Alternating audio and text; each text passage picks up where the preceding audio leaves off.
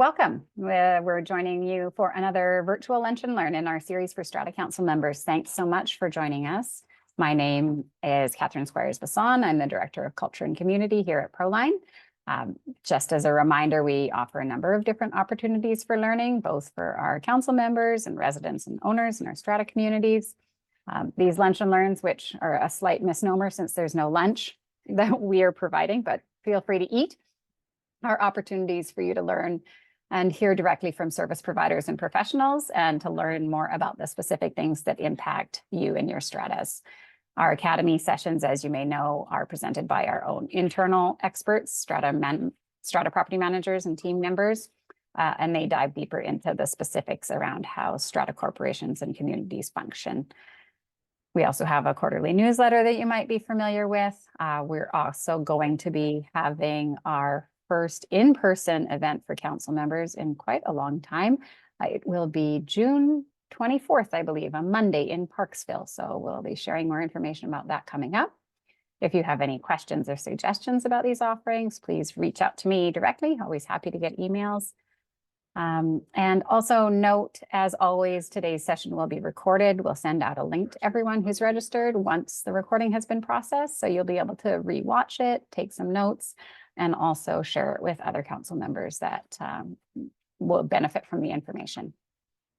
That's all from me for now. I'm going to hand it over to Christy, who's one of our property managers and one of our managing brokers, to introduce our presenters today. Great. Thanks, Catherine. So I'm really excited to introduce this topic and the speakers we have present. We're talking about insurance claims and what to do. So we've brought in some insurance specialists and restoration specialists. So first we have Dan Olive, who is the VP of Operations at Seafirst Insurance.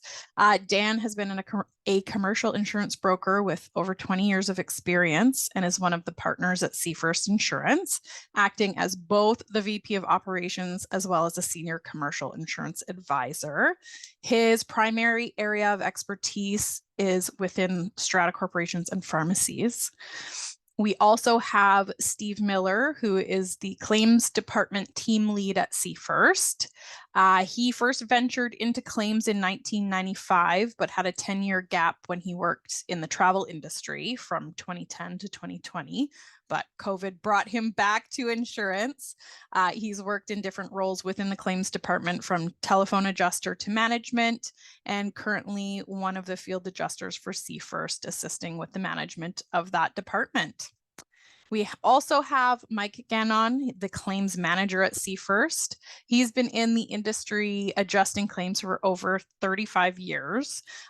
He's been working in the lower part of the island since 1994 and has worked for insurance companies, been an independent adjuster, and is now working with Seafirst, as I said, as the claims manager for the past 5 years. And then lastly, we also have Keith Harris, one of the owners of KCC Restoration. Keith has been in the disaster restoration world for over 8 years. And is a seasoned small business owner, valuing his customers and putting their satisfaction and his own employees first. He has certificates in water restoration technician, fire and smoke restoration, applied remediation, and certified asbestos abatement technician. So in saying that, I'm going to hand it over to the gentlemen. They're going to take us through talking about insurance and claims and how we handle those tough situations. So over to you, gents. Sorry, they're muted, so I'm going to jump in before they unmute. Just to remind everyone, we will have a Q&A session at the end of their presentation. And so if you do have questions, if you could pop them into the Q&A function at the bottom rather than the chat, that way all of the participants present can see your questions. Okay, now back over to you guys. I'll just start with a brief introduction. Steve will go through the claims process and some of the other things, but Seafirst has developed a claims department. In that claims department, we have our own adjusting, our own examiners, but we also use independent adjusters to do claims for us as well. So it's a mix of the market. It's impossible for us to have all our own staff. to do all the claims. We also do claims up island on the mainland as well. So we utilize all the insurance professionals throughout the province of British Columbia, and ultimately everything comes back through us and we report to your insurers as a result. So Steve's going to go over and Keith are going to go over kind of the claims process. So I will leave that to them to go from here. I'm just going to jump in for one little bit in the beginning here. From the perspective of consider me as a broker and the interaction that you would have with us, we're a good point of contact for strata corporations and property managers as a resource because often incidents occur, losses occur, and guidance is required. So we're going to be one of the first people you're probably going to end up reaching out to. So if you've had, a bodily injury claim would be a big one. You're going to want to contact us so that we can get the right parties involved. If you've had a loss, for example, as per what the name of this little seminar is flood or fire, you're probably going to contact emergency responses first if it's a fire, but then probably going to be directed to contact a restoration contractor to try to deal with, some emergency response, make sure the loss is not spreading any further.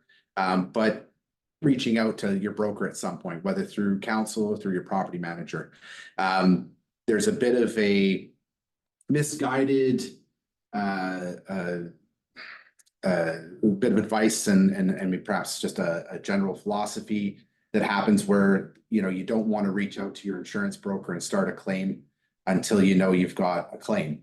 But I would argue against that because by contacting your broker, we can get in touch with professionals to provide a second set of eyes and some guidance. And it doesn't always have to be that we started off in formally putting a claim in place. So I just wanted to put that out there. Going to hand it over to Steve now to talk a little bit more about the claims process. Thank you, Dan. So this is a pretty massive topic to cover. So we're hoping to just give a sort of 30,000-foot view of the process and not get bogged down in too many details. As Mike said, I work with him closely with the management of the department here at Seafirst, and I'm also out on the road seeing losses firsthand and helping insureds through the process, including lots of strata claims as well. So we're just going to kind of cover off where the adjuster's role is in the process, and then move into Keith to talk about the restoration process. Again, trying to be as general as we can so that it applies to basically any kind of property claim, regardless of the scope in size. Typically, if it's a more severe situation, we actually end up hearing about the claim after somebody like Keith and his team have been on site to deal with the emergency work and start the mitigation process. If it's a smaller loss, then it will also often be reported through our claims department and assigned to either an in-house adjuster or an independent, depending on the type of loss workload, where the loss is located. And then the insurance aspect starts. As far as the adjuster role goes, one of the main functions of the adjuster is to investigate the loss. And there's three important aspects of that. We're looking to determine the cause of the loss first, which then helps us assess the coverage available under the policy. Also speaking to Dan's point about reporting the claim, even if you're not sure if it's at the threshold of the deductible, that comes into play with recovery because we need to preserve any evidence that may have caused the damage in case there's a third party that's responsible for it and gives us the chance to recover, which is known as the subrogation process in insurance. Now, typically that's if it's within the strata itself, you're limited to just recovering your deductible from the source unit. But there could be, as an example, a falsely installed dishwasher or a product issue with a new dishwasher, and that gives us an opportunity. So being able to see and assess the situation early on really helps with that part of the claim. We also kind of occupy a special space because we represent the underwriters or insurers, depending on the terminology being used with who actually carries the policy. And we also serve the client, the insured, the strata itself. So we're kind of working in both worlds there to make sure that all interests are looked after. Another part of our role is working with the firms like KCC Restoration to actually establish not only the scope of the work that's required, but also the cost of that work. And we would work closely with the restoration contractor. And again, depending on the size of the loss, if it's a small claim, typically a scope of work would be developed by the adjuster and the restoration contractor, just to make sure that everybody's in agreement with what needs to be done. We of course defer to the expertise of the restoration company when they're telling us something's wet, something has to come out. So we work closely with them. If it's a large claim, a big fire, for example, a third party may be brought into that process known as a quantum surveyor. So they may be the ones to help with those larger losses. We also liaise with the various parties involved, even though the restoration contractor is scheduling all the sub-trades, we would still liaise with the various people involved. That could involve different experts.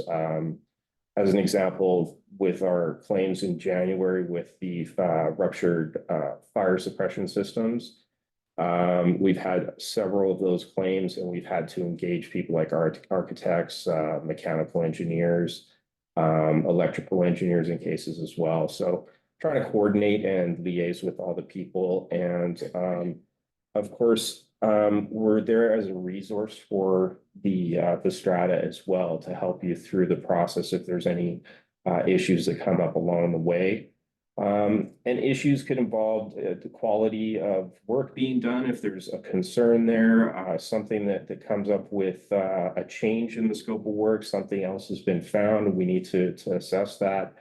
And also you could end up facing different things as you go through the process where coverage has to be looked at again. So those are all kind of possible areas where we would jump in and provide assistance. And really to communicate throughout the process to try and make sure that everybody's aware of what's happening as everything is going through the repair process. As I said, we don't want to get too bogged down into the Strata Property Act, but it is something that has to be considered along with the terms of the policy just to help with coverage, because we need to also determine what's been damaged, what the source of the damage is, and where that falls within the guidelines that the Strata Property Act serves as an outline and context for the insurance policy to be acting within. It kind of comes down to who's responsible for what, which is also dictated by the Act. And just generally speaking, if you've got anything that's original to the building construction, it falls under the strata's policy. Anything changed from the time of original construction to the present date goes into goes under the unit owner's excuse me, policy. And that is inherited from the various unit owners throughout the life of the unit itself.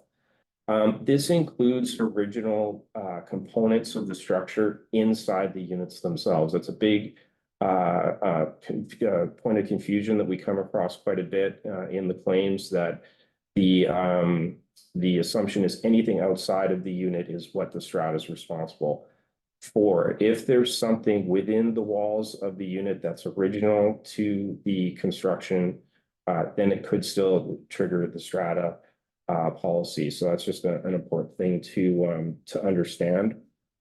Also in the strata environment, it's very common for multiple policies to be triggered because of who is responsible to insure what items. So unit owners' policies are often triggered at the same time as the strata policy to respond to the loss.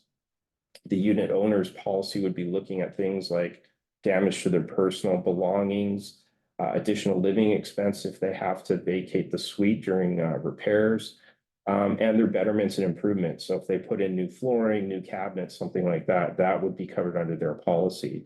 And then again, the strata is going to have their claim and policy triggered for the original components and any damage to the common property. Of course, multiple policies means multiple deductibles, which can sometimes be an issue to explain to the unit owners, because you often hear the "it's not my fault" argument. It came from another unit. Unfortunately, it triggers their own policy, and so their own terms and conditions come into effect.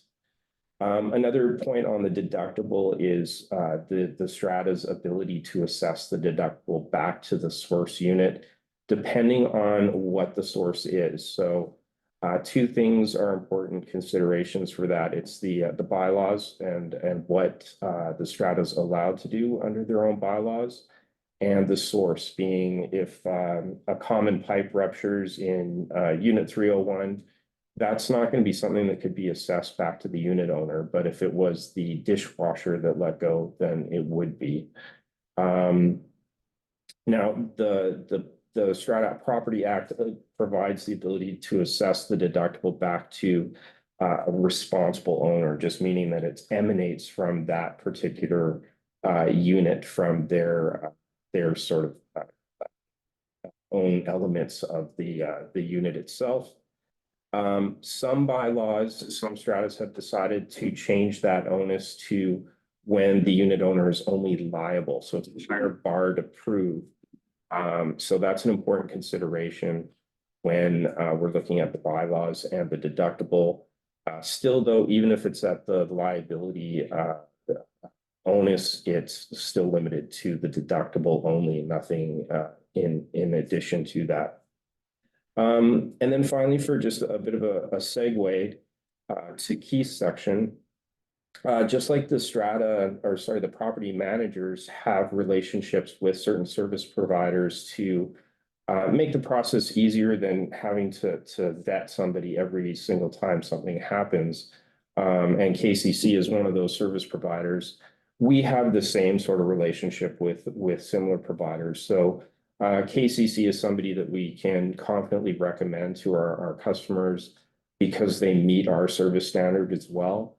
But at the end of the day, the contractual relationship is between the strata and the restoration contractor, and the insurer is paying on their behalf. So once the actual costs are approved, the strata would authorize the repairs to continue on, either with KCC or they would be able to use another reputable contractor as well. And just again, on the scope of the damage, if it's a larger loss, you may be in a position where there's a bidding process between a couple of different contractors. And if it's a smaller loss and we're using somebody that we have a relationship with, such as KCC, it makes things a little bit easier because we can go ahead based on the estimates they've provided. I think that's it from the really broad standpoint for claims. So I'll hand over to Keith to jump in on the restoration side. Sure you do.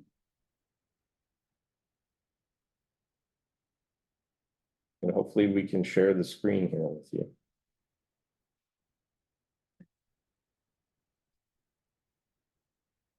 Yeah.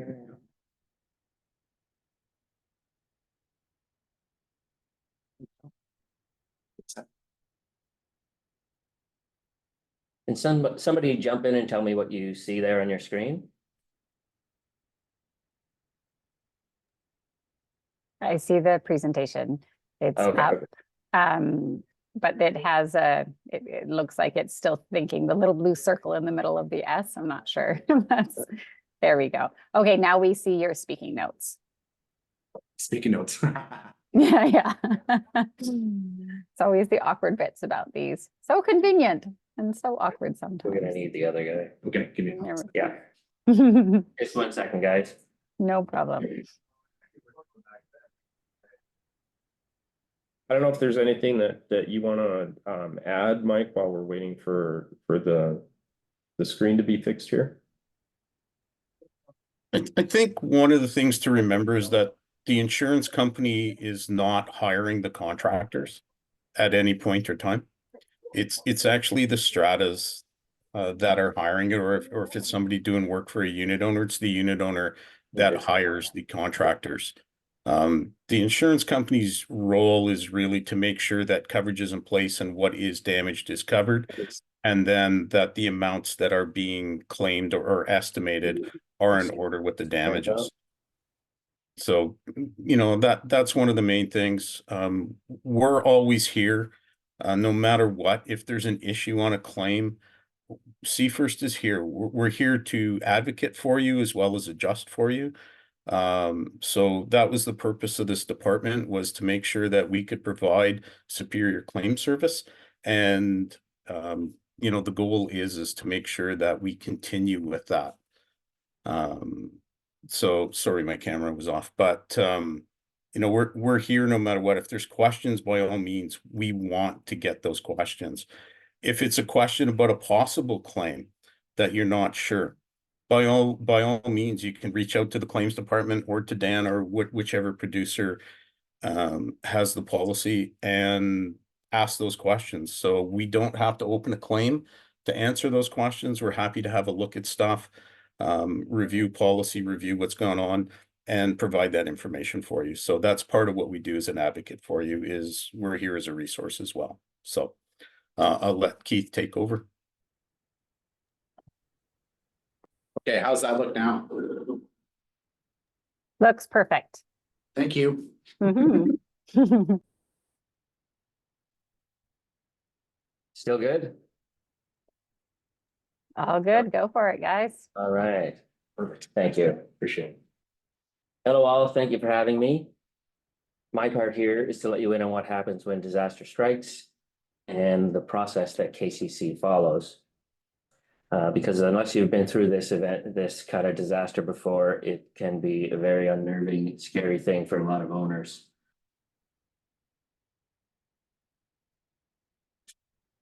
Picture can tell a story, right?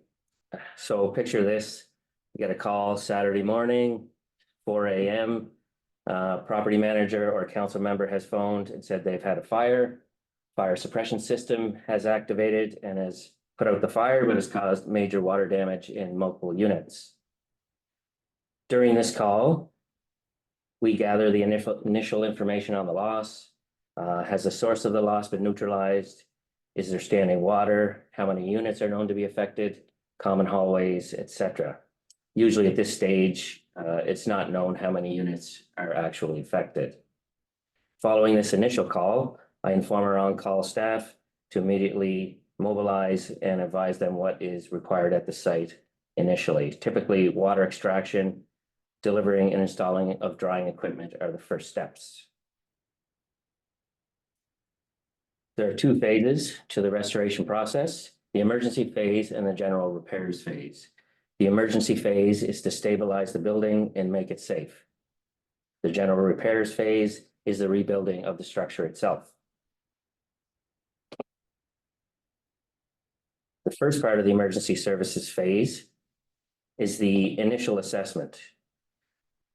Our project manager is usually the first to arrive on the site and meet with a strata representative to complete a walkthrough to view the damaged areas. The first goal is to make the site safe, determine if there are any areas that need to be cordoned off. There could be dangers such as falling drywall, potential electrical hazards. So these are the first things we deal with. This information, at that time, we're also developing, we're doing a walkthrough, we're developing a drawing plan for the building and cataloging the damage we see. When first speaking with unit owners or tenants, we advise them the timelines and the basic information of what to expect in the coming days and weeks. We advise them to contact their insurance representatives and whether they will need to vacate or if they can remain in the residence during the restoration process. During this time, we're also inquiring with the unit owners about their schedules over the coming days, as we're going to need to be coming and going on a regular basis. So access is key to getting things completed quickly. It's always a bit of a challenge. So at this time, we do try and request keys from individual unit owners and sort through that process. Within a couple of days, the project manager puts together a site report with anticipated costs and a scope of work needed to return the site to a pre-loss state. This site report is provided to the property manager so they can advise strata on options moving forward with respect to the restoration and repairs of the building. Authorization. All we require to begin emergency services is a request from property manager or strata council member. Phone call or email is sufficient at this stage. We do like to follow up in writing afterwards, but sometimes during emergency services, especially after hours, you kind of just need to get the place cleaned up and get it rolling.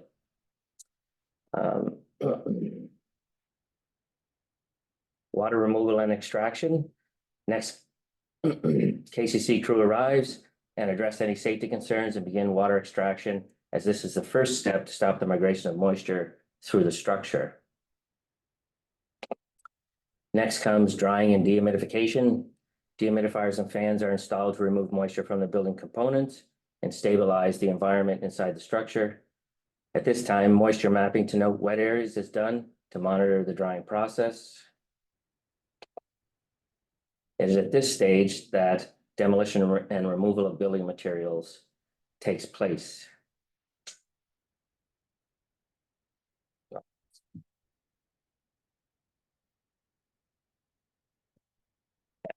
Areas of the structure that cannot be dried, such as wet insulation and ceiling or wall cavities, or water damaged flooring, are removed from the site and disposed. And then also we have the potential asbestos issue.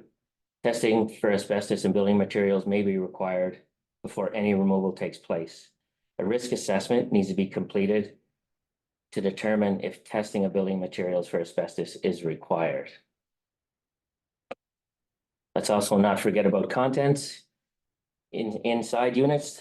Early on in the process, we advise of approximate timelines and whether the occupants can remain in the units while the restoration work happens, or if they need to vacate, which would mean their content would need to be packed up and removed from the site and into storage until repairs are completed.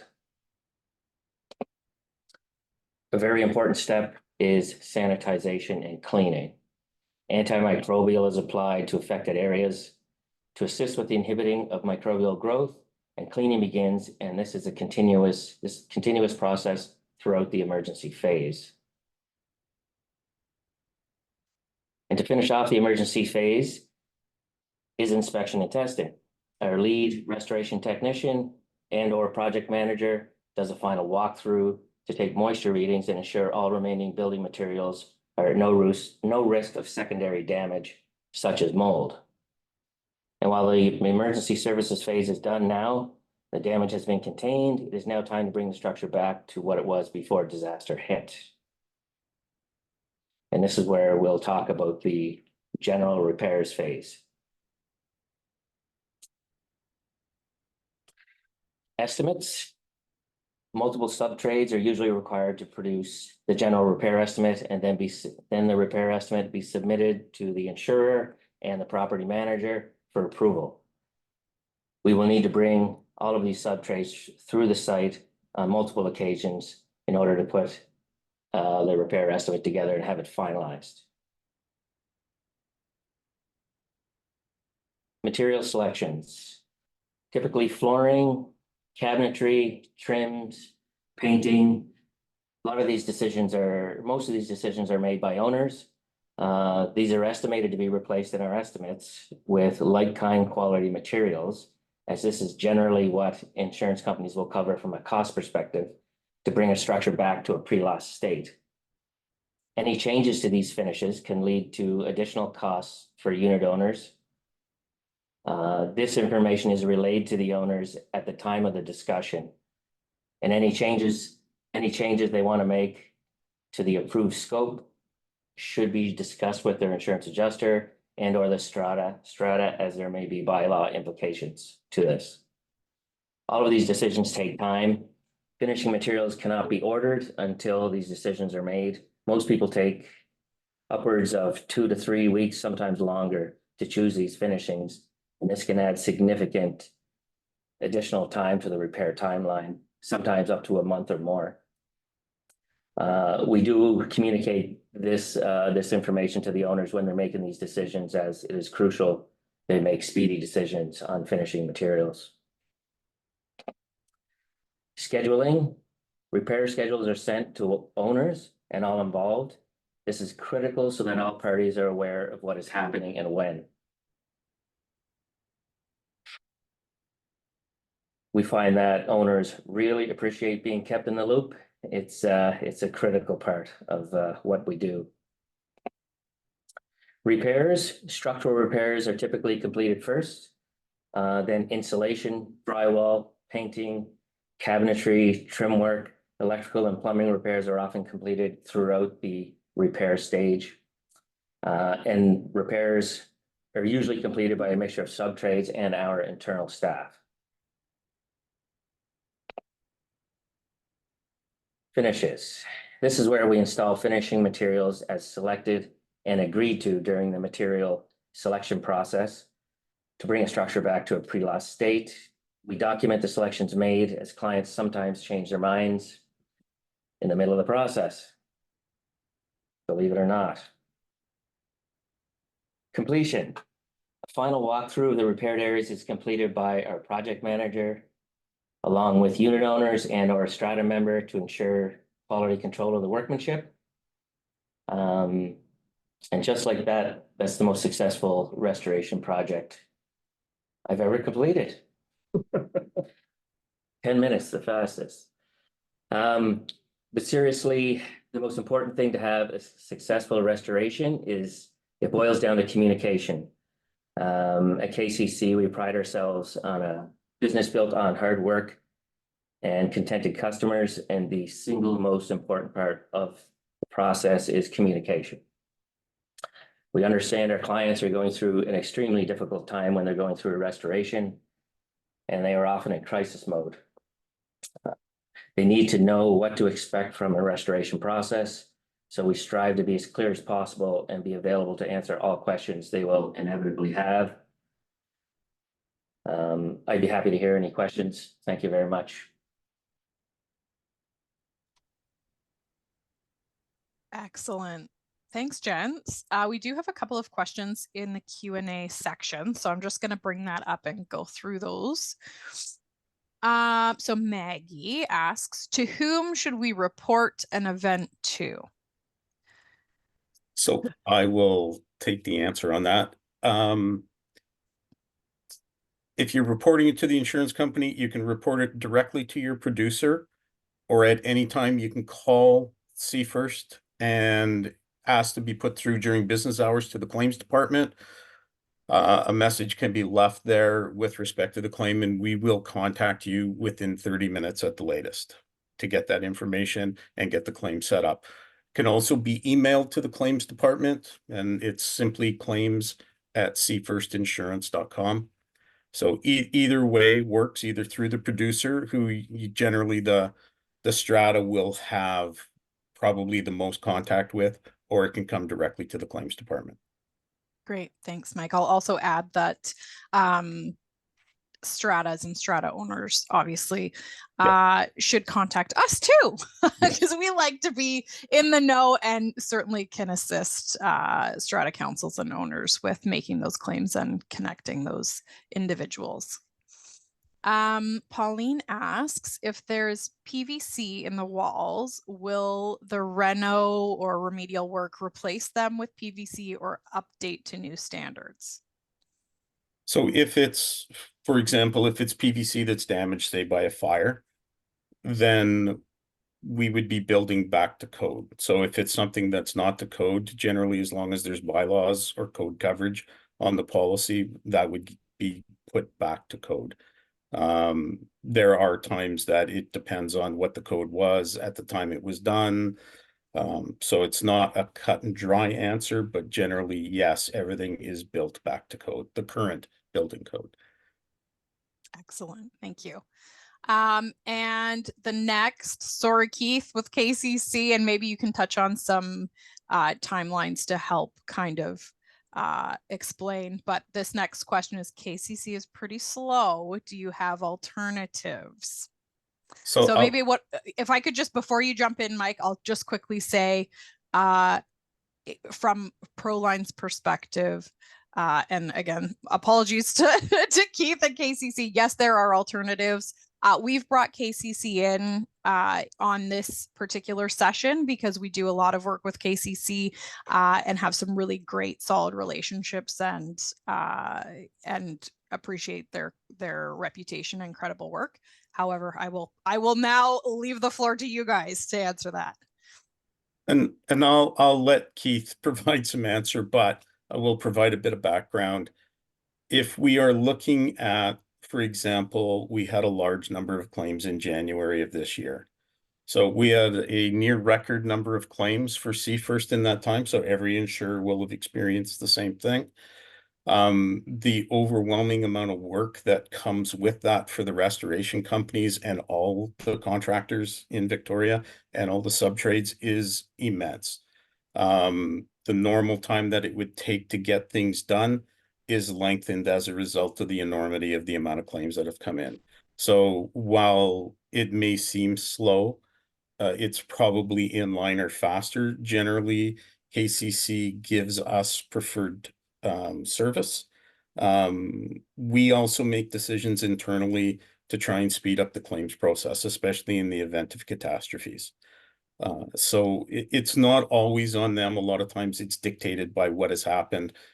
If it comes down to a particular job where it's gone slow for some reason, ultimately, without knowing the details, it's tough to say. Ideally, though, I would hope that if something's going slow or there's a concern that's brought up with the adjuster handling it, if not with the producer, and ultimately with Keith, because Keith, I'm sure, wants to hear about any issues that are going on as well. So, and we definitely do. With respect to alternatives, Steve touched on it already. We work with all the contractors in Victoria to some extent. We do have a list. Sorry, the producer is the Strata's insurance agent, or if it's a unit owner, it's your office that you deal with, the insurance advisor there. But we do have a number of providers that we deal with. We have people who have to meet a certain service level for us. Do we change what that service level expectation is in the event of a catastrophe like we had in January? Yes, we do. What might take 3 months or 4 months to do might take 6, 7, or 8 months to do now. It's just, unfortunately, it's the nature of what we deal with and the amount of trades that we have available. Thanks, Mike. I don't know, Keith, if you had anything you wanted to add in there. I think there's a part of the process that a lot of people going through this are not exposed to, which is there's only a certain amount of control in the process that we have control of. We can't just charge ahead and repair everything. We are allowed to charge in and do the emergency work because that's mitigating the loss. But between the emergency and the repair phase, there's always, sadly, a slower process in there where paperwork's happening. Sometimes there's multiple bidders. Sometimes there's other professionals that need to get involved. We're waiting for reports from many different people and different professionals. So a lot of people don't realize that's happening in the background, and we just can't charge ahead and put everything back together. Having said that, if anybody's having a particular issue and they don't think things are going the way it should be, I invite them to reach out to me directly at any time to discuss it with them. Just another quick note. While it's getting better, we still face challenges with the supply chain shortages, even going back to COVID. That's still getting caught up. As I say, it is getting better, but things like flooring, doors, a variety of the finished items, there's still a backlog there, so it can actually create a long tail on the repairs.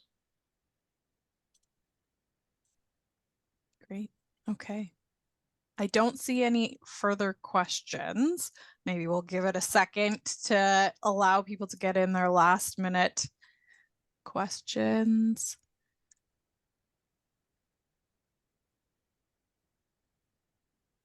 So KCC is the general contractor. Yes, that is correct.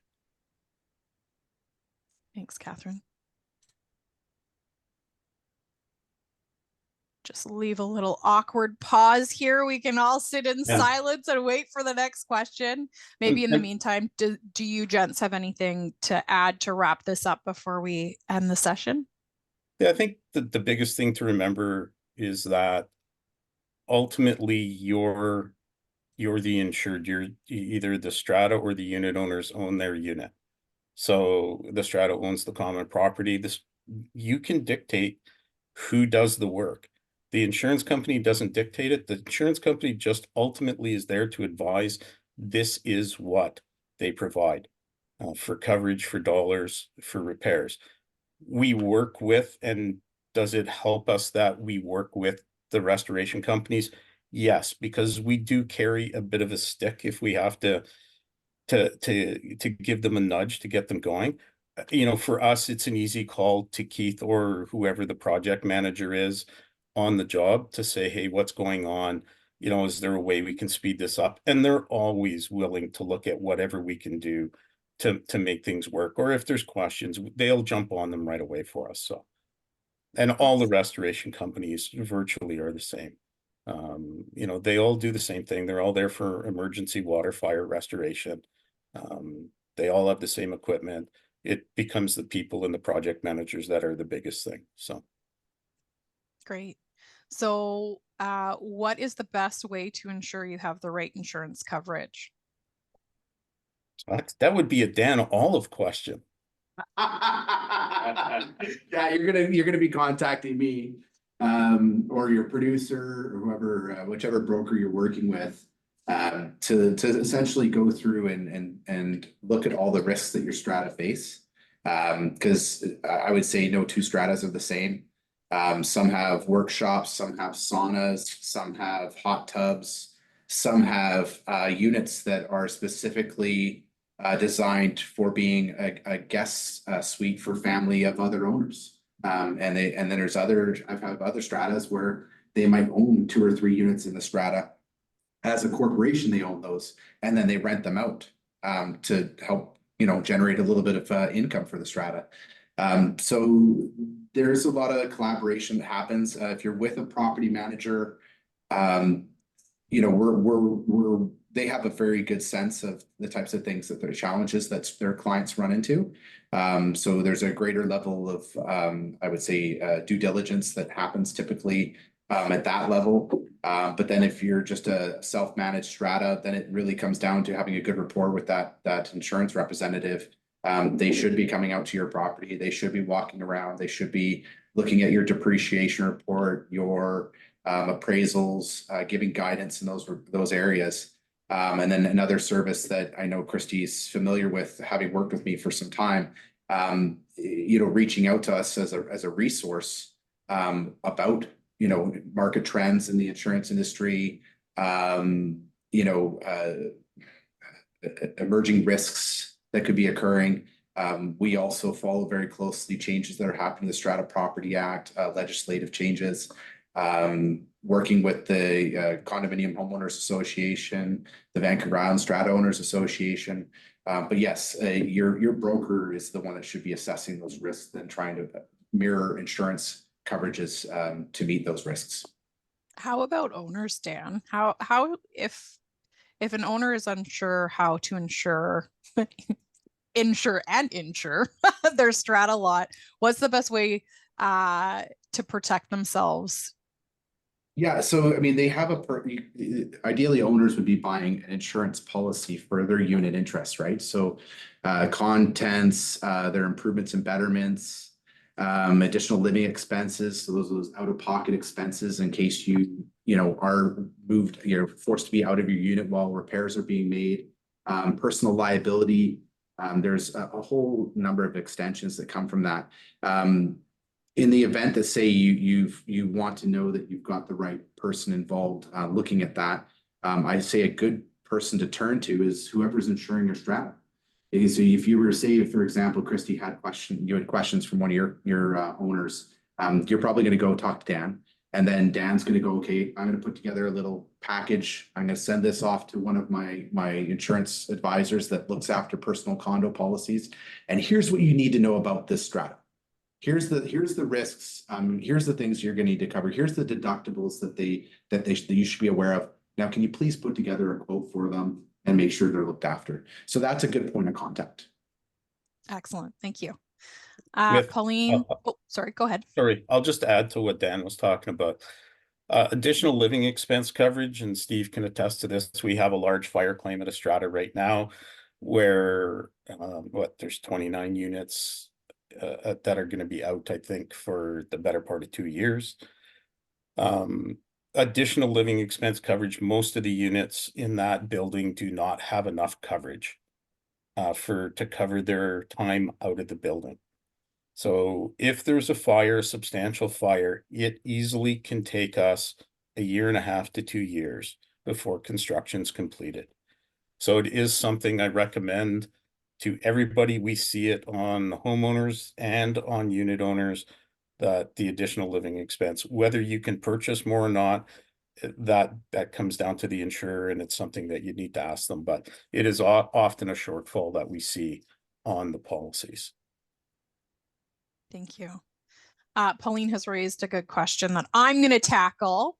So if a roof leaks and interior walls of a unit are affected, who pays for the interior repairs? And so, Pauline, it depends entirely on the extent of the damage and what the water damage deductible is. So if your Strata Corporation's water damage deductible is $25,000 and the repairs within the unit are $5,000, the owner is responsible for the repairs. If the repairs go beyond that water damage deductible, the Strata Corporation is making a claim under their policy, and then the repairs, excluding any alterations, betterments, renovations that you've done that are impacted, will be covered by the Strata's policy. We do have one in the chat as well. Yes. What are some of those trends in the insurance arena that people might not be aware of?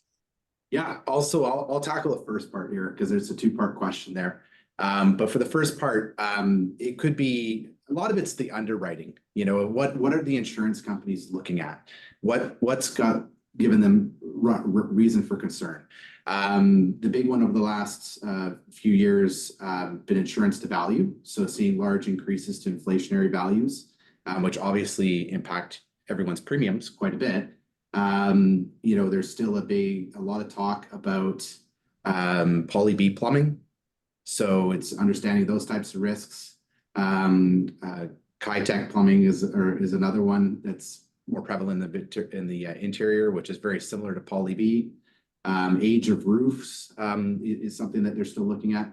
And of course, something very topical, I would assume that everyone has heard about it, at least over the last couple of years, but seeing their deductibles for earthquake go up. So talking about earthquake in our region. For my interior clients, I insure a number of properties in the Kelowna, Okanagan region. And you know, that's all wildfire exposure, right? So the topics that are coming my way right now is what happens if I join a Fire Smart BC program, and will it give me a better insurance rate? And so just having those types of answers ready. We do market reports every year so that we can give those out with our pre-renewal discussions. And as well, custom documents that we prepare based on whatever the needs are of that strata. I probably am asked to be in at least 3 strata AGMs already this year for stratas that are going down the path of remediating all of their poly B plumbing. And those are very tough conversations. Absolutely. So for the second part, sorry. I'll take the second I can read one. it. Okay. So the second one was asking if the unit owner can change if it's a original component of the building. It's flooring as a perfect example, and I think that was the question. The actual replacement, the unit owner is able to change things like cosmetic appearance, the color, whatever. They also may wish to do an upgrade at that point. So if they had carpet and they want to actually replace it with hardwood, that would be fine. It would just be the basis of the settlement for the strata's insurance would be based on what was there.